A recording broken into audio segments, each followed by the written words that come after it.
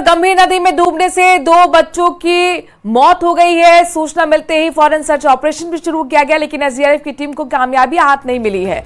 आपको बता दें कि 4 बच्चे डूबने गए थे, जिसमें 2 की पहले ही मौत हो चुकी है, जिन्हें ग्रामीणों की मदद से बाहर निकाला गया था।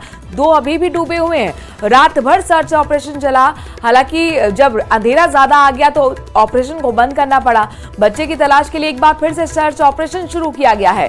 दोनों बच्चों की तलाश में एसडीआरएफ की टीम जुटी हुई है। बता दें कि कल शाम 5 बजे नदी में 4 बच्चे नहाने गए थे।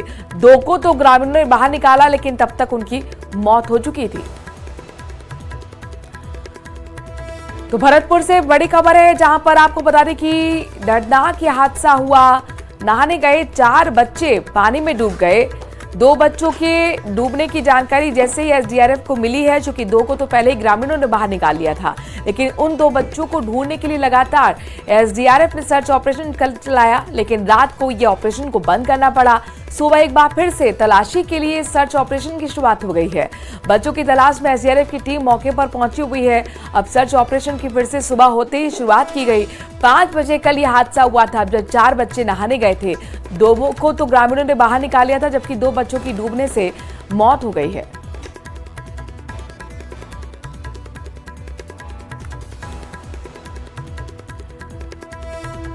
तो भरतपुर के खिराकवास से बड़ी खबर है। ये गंभीर नदी है और चूंकि बारिश लगातार यहां पर हो रही है, लिहाजा नदी का जलस्तर बढ़ा हुआ था। दीपक हमारे संवाददाता इस खबर पर जुड़ गए।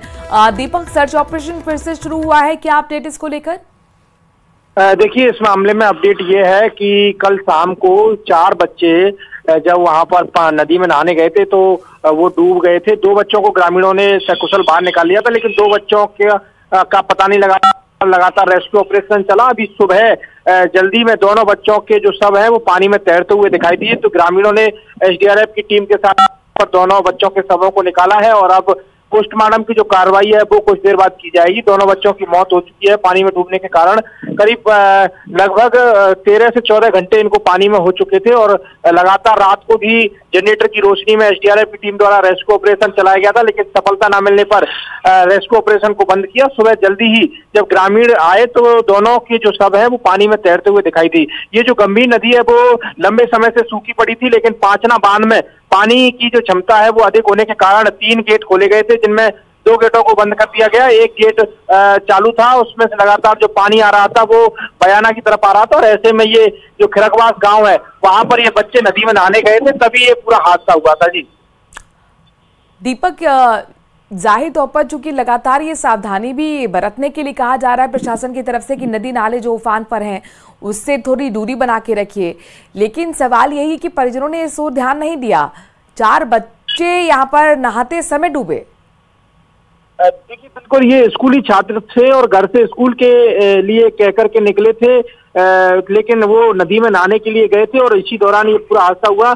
ग्रामीण वहां जब ये पानी में डूबने लगे तो शोर मचाने लगे, लेकिन तो वहां ग्रामीण जो मौजूद थे उन्होंने पानी में कूद करके, और 2 बच्चे थे उनको तो सकुशल बाहर निकाल लिया था, लेकिन 2 बच्चे गहरे पानी में जाने के कारण डूब गए थे, जिनका रात भर तक पता नहीं लगा था। सुबह खुद ही उनकी जो बॉडी है वो फूल करके किनारे पर तैरती हुई नजर आई। उसके बाद ग्रामीणों ने दोनों के शव को निकाला है और अब प्रशासन जानकारी हम तक पहुंचाने के लिए। दर्दनाक हादसा, 4 बच्चे डूबे, जिसमें 2 को तो सकुशल बाहर निकाल लिया गया, लेकिन 2 की मौत हो गई।